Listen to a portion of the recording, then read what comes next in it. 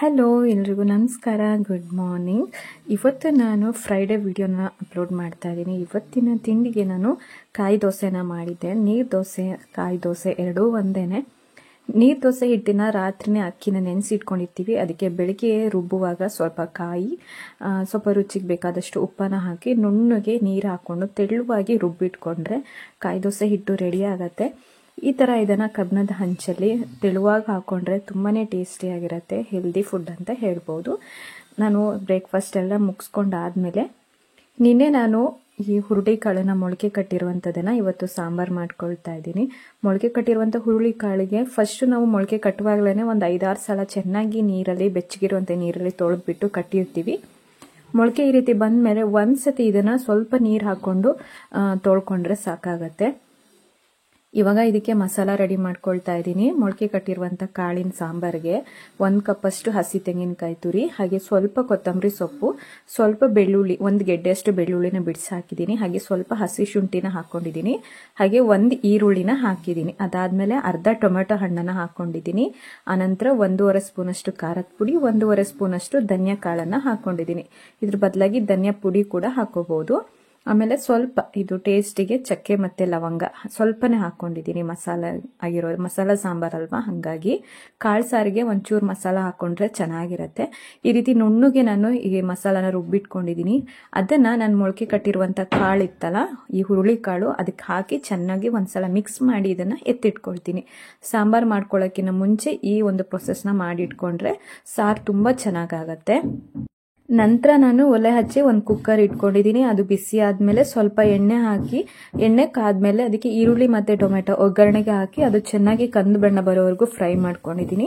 ಆ ನಂತರ ನಾನು ಮೊಳಕೆ ಕಟ್ಟಿದ್ನಲ್ಲ ಆ ಕಾಳಿಗೆ ಈ ಮಸಾಲೆನ ಮಿಕ್ಸ್ ಮಾಡಿ ಇಟ್ಕೊಂಡಿರೋದನ್ನ ಹಾಕಿ ಚೆನ್ನಾಗಿ ಒಂದ್ಸಲ ಮಿಕ್ಸ್ ಮಾಡ್ಕೊಳ್ತಾ ಇದ್ದೀನಿ.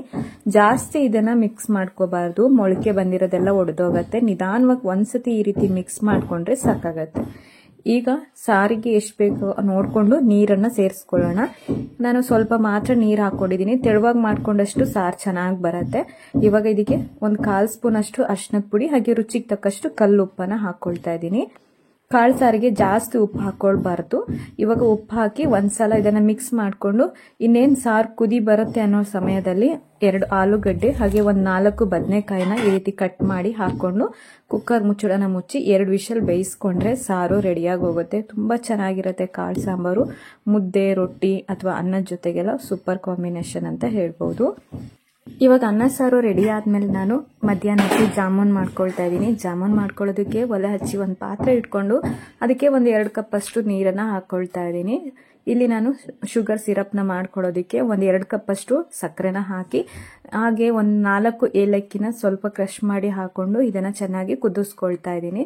ಇದಕ್ಕೆ ನಾನು ಒಂದೆಳೆ ಪಾಕ ಎಲ್ಲ ಬರ್ಸೋದಿಲ್ಲ. ಚೆನ್ನಾಗಿ ಸಕ್ಕರೆ ಕುದ್ದು 10-15 ನಿಮಿಷ ಇದನ್ನ ಚೆನ್ನಾಗಿ ಕುದಿಸ್ಕೊಂಡ್ರೆ ಪಾಕ ರೆಡಿಯಾಗಿ ಹೋಗುತ್ತೆ. ಜಾಸ್ತಿ ನಾನು ಇದನ್ನ ಎಳೆ ಪಾಕನ ಮಾಡ್ಕೊಳ್ಳೋದಿಲ್ಲ, ಇಷ್ಟ ಆದ್ರೆ ಸಾಕಾಗೋಗುತ್ತೆ. ಇವಾಗ ಇಲ್ಲಿ ಹಿಟ್ಟನ್ನು ಕಲಿಸ್ಕೊಳ್ತಾ ಇದ್ದೀನಿ. ಈ ರೀತಿ ಪಾತ್ರೆ ಅಗಲವಾಗಿರುವಂಥ ತಟ್ಟೆಗೆ ನಾನು ಹಿಟ್ಟನ್ನು ಹಾಕಿ ಸ್ವಲ್ಪ ಹಾಲು ಮತ್ತು ನೀರನ್ನು ಮಿಕ್ಸ್ ಮಾಡಿ ಇಟ್ಕೊಂಡಿರೋದನ್ನು ಹಾಕಿ ಸ್ವಲ್ಪನೇ ಹಾಕೊಂಡು ಈ ರೀತಿಯಾಗಿ ಹಿಟ್ಟನ್ನು ಕಲಿಸ್ಕೊಳ್ತಾ ಇದ್ದೀನಿ. ಈ ರೀತಿ ನಾವು ಚಪಾತಿ ಹಿಟ್ಟಿನ ಹದಕ್ಕೆ ಕಲಿಸ್ಕೊಂಡ್ರೆ ಸಾಕು. ಮಾಡಿ ಕಲಿಸ್ಬೇಕು. ಕಲಿಸಿ ಜಾಮೂನ್ ರೆಡಿ ಆಗಿದೆ. ಈ ರೀತಿ ಕಲಿಸಬೇಕು. ಮಾಡಿ ಕಸ್ಕೊಂಡು ಹಿಂಗ್ ಮಾಡ್ಬೇಕು. ಏನೋ ಮೊದ್ಲೇ ಮಾಡ್ದೆ.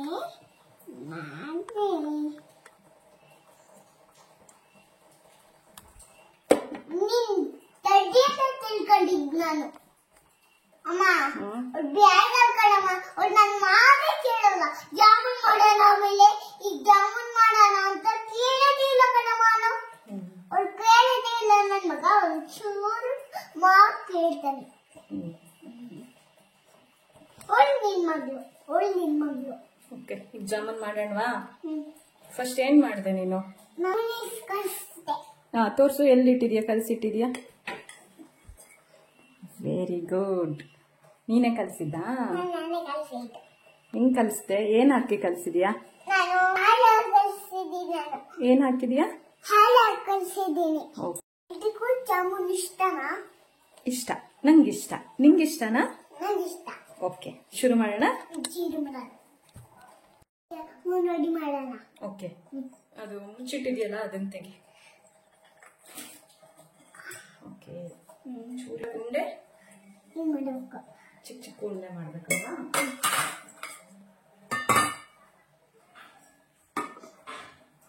ಅಷ್ಟೊಟ್ಟಲ್ಲ, ಚಿಕ್ಕ ಚಿಕ್ಕಕ್ಕಿರ್ಬೇಕು. ನಾನು ತೋರಿಸ್ತೀನಿ. ಇದು ಇಷ್ಟು ತಗೋಬೇಕು. ಎಣ್ಣೆಯಿಂದ ಹಚ್ಕೋಬೇಕು ಕೈಗೆ. ಹಿಂಗೆ ಮಾಡಬೇಕು.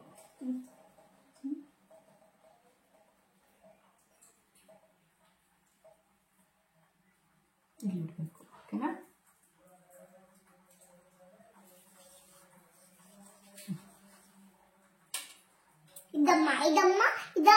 ಇದು ಪಾಪು.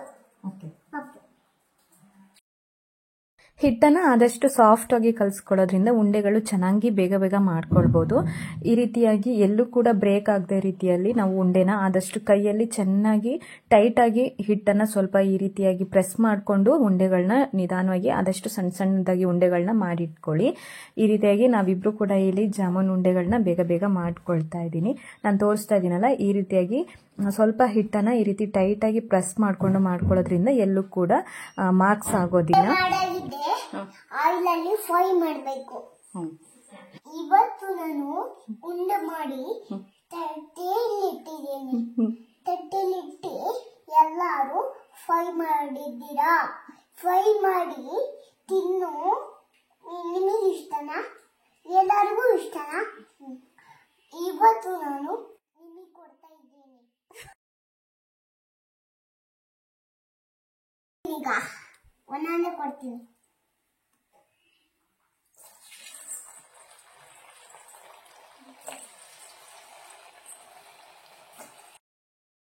ಎಣ್ಣೆನ ನಾವು ಸಣ್ಣ ಉರಿಲಿ ಇಟ್ಕೊಂಡು ಇದನ್ನ ಫ್ರೈ ಮಾಡ್ಕೋಬೇಕು. ನಾನು ಫಸ್ಟ್ ಹೈ ಫ್ಲೇಮಲ್ಲಿ ಇಟ್ಕೊಂಡಿದ್ದೆ, ನೋಡೇ ಇರಲಿಲ್ಲ, ಎಣ್ಣೆ ಜಾಸ್ತಿನೇ ಕಾದೋಗಿತ್ತು. ಹಾಗಾಗಿ ಫಸ್ಟ್ ನಾನು ಸ್ವಲ್ಪ ಹಾಕೊಂಡಿರೋದು, ಸ್ವಲ್ಪ ಜಾಸ್ತಿನೇ ಫ್ರೈ ಆಗಿತ್ತು. ಕಲರ್ ಸ್ವಲ್ಪ ಜಾಸ್ತಿಯಾಗಿ ಬ್ರೌನ್ ಆಗಿ ಬಂದಿತ್ತು ಬಿಟ್ರೆ ಟೇಸ್ಟ್ ಅಂತೂ ಚೆನ್ನಾಗಿತ್ತು. ಈ ರೀತಿ ಜಾಸ್ತಿ ಡಾರ್ಕ್ ಆಗಿ ಬೇಯಿಸ್ಕೊಳ್ಳೋದ್ರಿಂದ ಸಿರಪ್ನ ಬೇಗ ಎಳ್ಕೊಳ್ಳೋದಿಲ್ಲ. ಫಸ್ಟ್ ಡೇ ನಿಮಗೆ ಜಾಮೂನ್ ತಿನ್ನೋದಕ್ಕೆ ಅಷ್ಟೊಂದು ಚೆನ್ನಾಗಿ ಅನ್ಸಲ್ಲ, ಬಟ್ ನೆಕ್ಸ್ಟ್ ಡೇ ಟೇಸ್ಟ್ ಅಂತೂ ತುಂಬ ಚೆನ್ನಾಗಿರುತ್ತೆ. ಸಿರಪ್ ಎಲ್ಲ ಫುಲ್ ಅಬ್ಸರ್ವ್ ಮಾಡ್ಕೊಂಡಿರತ್ತೆ. ಈ ರೀತಿಯಾಗಿ ನಾನು ಇದನ್ನೆಲ್ಲ ಫ್ರೈ ಮಾಡ್ಕೊಳ್ತಾ ಇದ್ದೀನಿ. ಇವಾಗ ಜಾಮೂನ್ನ ಯಾವಾಗಲೂ ತುಪ್ಪದಲ್ಲಿ ಫ್ರೈ ಮಾಡಿಕೊಂಡ್ರೆ ತುಂಬ ಚೆನ್ನಾಗಿ ಬರುತ್ತೆ. ತುಪ್ಪನ ಇಷ್ಟಪಡೋರಾದರೆ ನೀವು ಈ ಸಿರಪ್ನ ಮಾಡ್ಕೊಂಡಿರ್ತೀರಲ್ಲ, ಸಕ್ಕರೆ ಪಾಕ, ಅದಕ್ಕೇ ಒಂದು 2-3 ಸ್ಪೂನ್ ತುಪ್ಪ ಕೂಡ ಹಾಕ್ಕೋಬೋದು.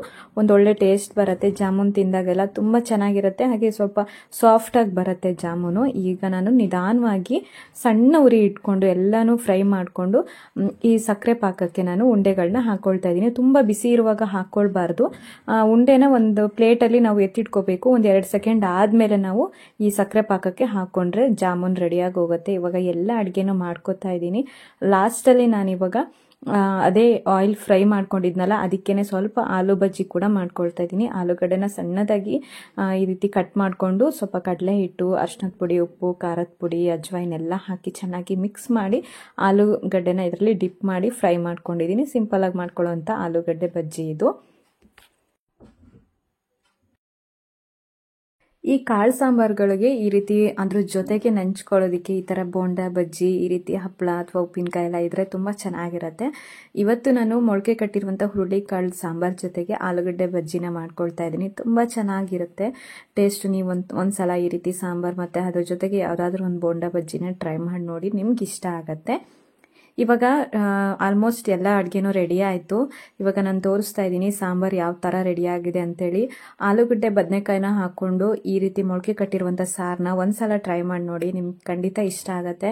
ಈ ಕಡೆ ರೈಸು ರೆಡಿಯಾಗಿದೆ, ಆನಂತರ ಸಾಂಬಾರು ಕೂಡ ರೆಡಿ ಮಾಡಿ ಇಟ್ಕೊಂಡಿದ್ದೀನಿ.